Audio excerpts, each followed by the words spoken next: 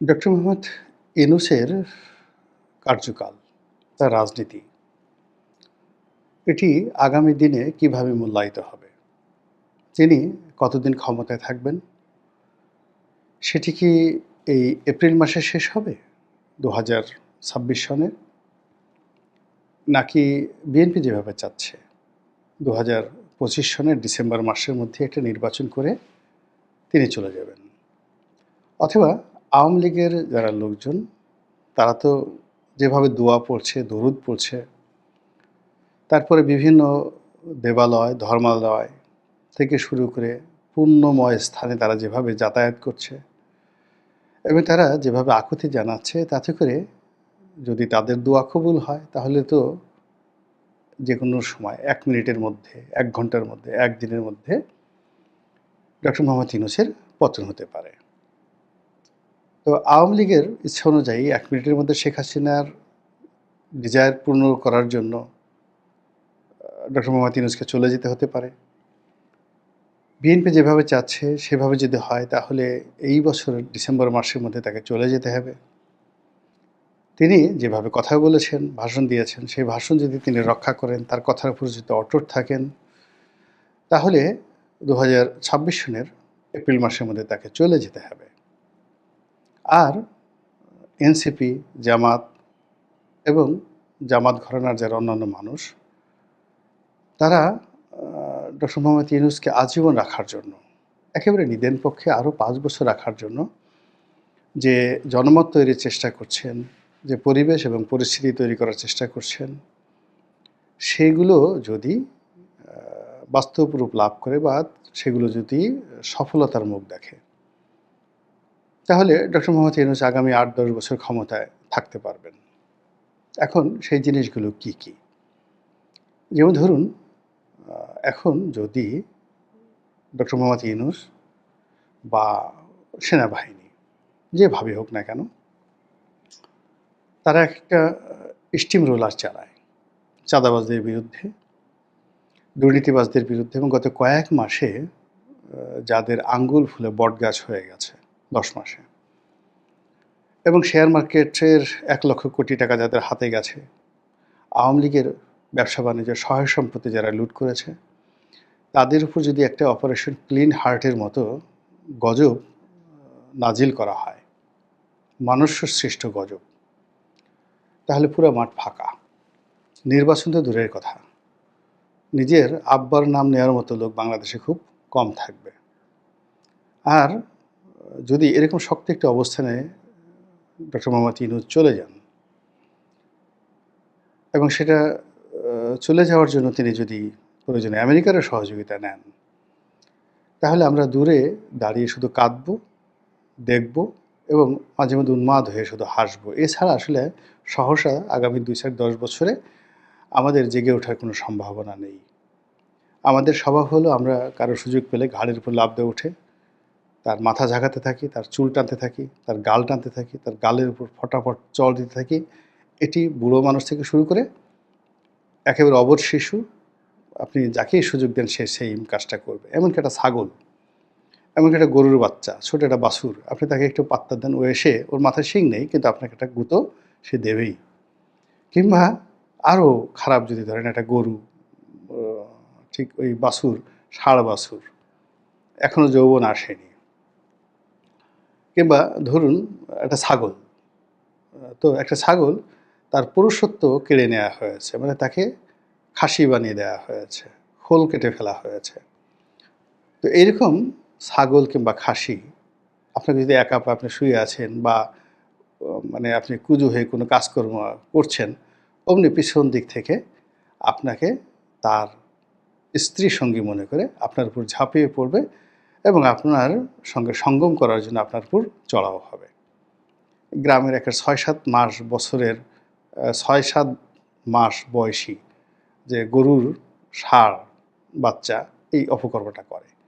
এবং গ্রামে পাঁঠার কথা বাদ দেন, পাঁঠারা তো আলাদা কথা, কিন্তু যেগুলো খাসি, যেগুলো পুরুষত্ব, মানে আমরা গ্রামে বলি তুলাই দেওয়া হয়েছে, এই সকল খাসি যখন মানে কোনো একটা শিশু, বয়স্ক মানুষ বসে আছে, মুরব্বী মানুষ বসে বসে ঘাস কাটছে, বা ইভেন ফসলি খেতে কাজ করছে, পিছন থেকে একটা খাসি এসে অমনি তার উপর ঝাঁপিয়ে পড়ল। তো এই হলো আমাদের আবহাওয়া, প্রকৃতি এবং পরিবেশ। কিন্তু আপনি যখন লাঠি হাতে নেবেন, আপনি যখন শক্ত হবেন, তখন বিড়াল বলেন, বাঘ বলেন, সাপ বলেন, সব দৌড়ে পালায়। তা আমাদের এই যে দেশে মানুষ শক্তের ভক্ত, নরমের জন্য। এখন যা কিছু হচ্ছে মূলত ডক্টর মোহাম্মদ ইউনূসের দুর্বলতা, তার অক্ষমতা, তার বার্ধক্য, তার যাকে বলা হয় জনসম্পৃক্ততা না থাকা, তার রাজনৈতিক দল না থাকা ইত্যাদি নানা কারণে যে যার মতো করে অনেক কিছু করছেন। কিন্তু তিনি যদি হুঙ্কার দেন এবং লাঠি প্রয়োগ করেন, এবং ইতিমধ্যে বেশ কয়েকবার আপনি দেখেছেন এইবার ঈদে সেনাবাহিনী লাঠি প্রয়োগ করেছে, বাসের থেকে নামিয়ে নামিয়ে সবাইকে এক বেদম প্রহার করেছে, মানে যারা বেশি ভাড়া নিয়েছে। তারপরে বিভিন্ন গরুর হাটের যারা ইজাদাররা মাস্তানি করতো, এইবার সবার মাস্তানি যাকে বলা হয় একেবারে বন্ধ করে দেওয়া হয়েছে এবং অনেক একটা উচিত শিক্ষা দেওয়া হয়েছে। ফলে এবার গরুর হাটকে নিয়ে আমরা বাংলায় যেটাকে বলা হয় তাফালিং, কেউ তাফালিং করতে পারেনি, কেউ মানে ওইভাবে লাভের মুখ দেখতে পেরেছেন আমার কাছে মনে হচ্ছে না। এইবার গরুর মার্কেটে যে সকল রাজনৈতিক পান্ডারা মানে ইজারা নিয়েছেন বা ইজারাদার ছিলেন, তারা সবাই মোরলেস আর্থিকভাবে ক্ষতিগ্রস্ত হয়েছেন আইনশৃঙ্খলা মানে স্ট্রং থাকার কারণে। তো এনিওয়ে এটা যারা বোঝালাম যে আবার পুলিশও বিভিন্ন জায়গাতে অনেকগুলো অ্যাকশন তারা গেছে, সেনাবাহিনী তো গেছেই, এবং অনেকের মধ্যে কিন্তু ইতিমধ্যে একটা আতঙ্ক ছড়িয়ে পড়েছে।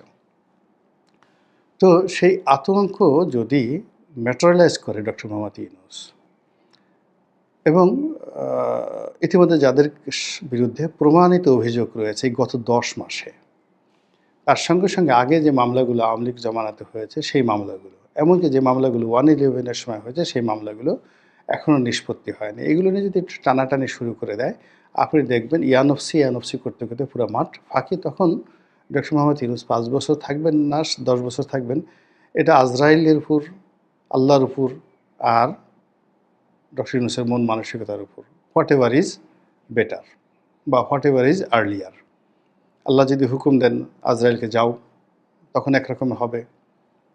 আল্লাহ যদি বলেন যে না, যাওয়ার দরকার নেই, তখন একরকম হবে। ডক্টর ইউনূস জীবিত আছেন, তিনি ইয়াদ করলেন, সেক্ষেত্রে একরকম হবে। তো সব মিলিয়ে তার যে প্রস্থানটি এটি অনিশ্চিত। আমরা বলতে পারি না যে তিনি আসলে কোনটা করবেন। আওয়ামী লীগের কথা মতো কালকে চলে যাবেন, বিএনপির কথা মতো ডিসেম্বরে চলে যাবেন, নাকি তার নিজের যে কমিটমেন্ট সে অনুযায়ী এপ্রিলে চলে যাবেন, স্টিল আমরা জানি না। কিন্তু এই সময়ের মধ্যে তার যেটা লিগেসি তৈরি হয়েছে, যেটি বাংলাদেশে আর কেউ কখনো রাষ্ট্র ক্ষমতায় বসে করতে পারেনি, সেই লিগেসি বা সেই ঐতিহ্য, সেটি হলো তিনি প্রচণ্ড ভারত বিদ্বেষী, ভারত বিরোধী এবং ভারতের চোখে চোখ রেখে, দিল্লির চোখে চোখ রেখে বাংলাদেশের কোনো রাষ্ট্রনায়ক যদি কথা বলে থাকেন, he is the only one man. গত 10 মাস পর্যন্ত আমাদের তাই মনে হয়েছে। এবং এই কারণে কি হলো, ইসলামপন্থী যারা লোকজন রয়েছেন তারা তো আসলে ভারতকে সবসময় তাদের শ্রেণীর শত্রু মনে করেন, এবং আমাদের দেশের যারা তৌহিদি জনতা তারা মনে করেন যে যে কোনো সময় যাকে বলা হয় দিল্লি যদি বাংলাদেশ দখল করে, এদেশে আর মুসলমান থাকবে না, এদেশে কোনো গরু কুরবানি করা যাবে না, এদেশের মসজিদগুলোকে সব মন্দির বানিয়ে ফেলা হবে। এই যে ভয় এবং আতঙ্ক, সেই আতঙ্কের মধ্যে তারা একজন মোহাম্মদ বিন কাসিমকে দীর্ঘদিন ধরে খুঁজছিল, যারা দিল্লির চোখে কথা বলতে পারেন, দিল্লির চোখে চোখ রেখে কথা বলতে পারেন। তারা দীর্ঘদিন ধরে উমর ইবনুল হাফসুন, যিনি মরক্কোর বাদশাহ ছিলেন, খুব বিখ্যাত বীর, তো এরকম একজন লোককে তারা খুঁজছেন। তারা দীর্ঘদিন ধরে একজন খালিদ বিন ওয়ালিদকে তারা খুঁজছেন। তো সেই দিক থেকে doctor Mohammad Yunus most secular একজন মানুষ, নামাজ কালাম, তারপর শেষে কোরআন হাদিস পড়া, ইজমা কিয়াস পড়া, ইসলামী জীবনযাপন করা, এগুলোর মধ্যে আমরা কখনো তাকে দেখিনি। কিন্তু তারপরও কেবলই মাত্র ভারত বিরোধিতার করার কারণে এবং এখন পর্যন্ত 10টি মাস ভারতের বিরুদ্ধে লড়াই করে টিকে থাকার কারণে তৌহিদি জনতা এখন তাকে মাথায় করে নাচছে, এবং তিনি একটা ইতিহাস তৈরি করে ফেলেছেন যে এই বাংলায় একজন লোক তৈরি হয়েছিল যে কিনা দিল্লির বিরুদ্ধে যুদ্ধ করেছিল, যুদ্ধ ঘোষণা করেছিল এবং ১০ মাস টিকেছিল। অবাক করার ব্যাপার হলো যে আমাদের বাংলার ইতিহাসে অনেকেই দিল্লির অধীনতা অস্বীকার করেছেন। ঈশা খান করেছেন, তার ছেলে মুসা খান করেছেন, ফখরুদ্দিন মুবারক শাহ করেছেন, শামসুদ্দিন ইলিয়াস শাহ করেছেন, তার ছেলে সিকান্দার শাহ করেছেন। এই কজনের নাম পাওয়া যায়। তো কিন্তু কেউ তারা শেষ পর্যন্ত সফল হতে পারেননি এবং সুদীর্ঘ সময় তারা টিকে থাকতে পারেননি। তো সেই থেকে আধুনিক এই জমানাতে যেখানে আদিকালে দিল্লি থেকে একটি ফৌজ বাংলাদেশে এসে পৌঁছতে কখনো কখনো ৩ মাস থেকে ৬ মাস সময় লেগে যেত। আর এখন দিল্লি থেকে যে কোনো একটা টর্নেডো, যে কোনো একটা বোমা, যে কোনো একটা বোমারু বিমান, এটি খুব অল্প সময় ৪-৫ মিনিটের মধ্যে চলে আসতে পারে। তো কাজেই অতীতকালে যদি কেউ ১০ বছর দিল্লির সাথে যুদ্ধ করে, দিল্লির চোখে চোখ রেখে, দিল্লির সাথে টেক্কা দিয়ে ১০ বছর টিকতে পারে, তো সেই দিক থেকে আধুনিক এই প্রযুক্তির যুগে ১০ দিন টিকে থাকাটা একটা বিশাল দমের দরকার। তো সেক্ষেত্রে ডক্টর মোহাম্মদ ইউনূস ১০ মাস টিকে আছেন। এটা যারা ইউনূস ভক্ত তাকে সেই যাকে বলা হয় একটা গাজী উপাধি দেওয়ার মতো অবস্থা তৈরি করে ফেলেছে। যে না, বীর দরকার, তো এরকম বীরই দরকার যে ভারতের চোখে চোখ রেখে কথা বলতে পারে। ২ নম্বর হলো যে ভারত তার সর্বশক্তি নিয়ে ইউনূসের বিরুদ্ধে লড়াই করছে। এখন শুধুমাত্র বোমা মেরে ইউনূসের মাথা খুলি উড়িয়ে দেওয়া ছাড়া ভারতের কিছু করার নেই। অথবা এখানে মোসাদের এজেন্ট পাঠিয়ে আরও মারাত্মক কিছু করা ছাড়া ভারতের কোনো উপায় নেই। কিংবা স্থলযুদ্ধ করে তাকে এখান থেকে ধরে নিয়ে যাওয়া ছাড়া উপায় নেই। কিন্তু যতটা কূটনৈতিক যুদ্ধ করা সম্ভব, যতটা অর্থনৈতিক যুদ্ধ করা সম্ভব, তার পুরোটাই ভারত করছে, যেটা কিনা ভারত ইতিপূর্বে তার কোনো প্রতিবেশীর সঙ্গে করেনি। আমাদের সীমান্ত বলতে গেলে বন্ধ, দ্বিপাক্ষিক বাণিজ্য বন্ধ এবং সরকারের বেশিরভাগ দপ্তরের সঙ্গে আর ভারতের দপ্তরের সঙ্গে কথাবার্তা বলা পর্যন্ত বন্ধ। তো এরকম একটা বিরূপ পরিস্থিতি যেখানে আমাদের ইম্পোর্ট মানে আমদানি বাণিজ্যের 40% আমরা ভারতের সাথে করতাম, যেখানে ভারতের সেন্ট্রাল ব্যাংকে আমাদের এখনও রিজার্ভ রয়েছে, কত বিলিয়ন রয়েছে আমি জানি না, বাট ভারতের সেন্ট্রাল ব্যাংকে আমাদের যে সেন্ট্রাল ব্যাংকের রিজার্ভ রয়েছে, যেখানে ভারতে আমাদের এক্সপোর্ট রয়েছে প্রচুর, আমাদের যে ইন্টারনাল যে দুদেশের যে আন্তঃযোগাযোগ এটি সর্বোচ্চ পর্যায়ে রয়েছে। আমরা ভারত থেকে সরাসরি বিদ্যুৎ আমদানি করছি গ্রিড লাইনের মাধ্যমে, আদানি বিদ্যুৎ। ভারতের অনেক বড় বড় কোম্পানি হাজার হাজার কোটি টাকা ভারতে বা ডলার বাংলাদেশে তারা বিনিয়োগ করেছে গত ১৫ বছরে। তো এত কিছুর পরেও ভারত বাংলাদেশকে যে রক্তচক্ষু দেখাচ্ছে, বাংলাদেশের ত্রুটি চেপে ধরার চেষ্টা করছে, তো সেই জায়গাতে দাঁড়িয়ে ডক্টর মোহাম্মদ ইউনূস এখনও দম নিতে পারছেন, নিঃশ্বাস নিতে পারছেন। ভারতকে এখন পর্যন্ত তুড়ি মেরে উড়িয়ে দেওয়ার হিম্মত দেখাচ্ছেন এবং একটিবারের জন্য ভারতের নিকট আত্মসমর্পণ করার জন্য তিনি চেষ্টা করছেন না। তিনি ভারতের সঙ্গে সম্পর্ক স্থাপন করতে চাচ্ছেন সমতার ভিত্তিতে।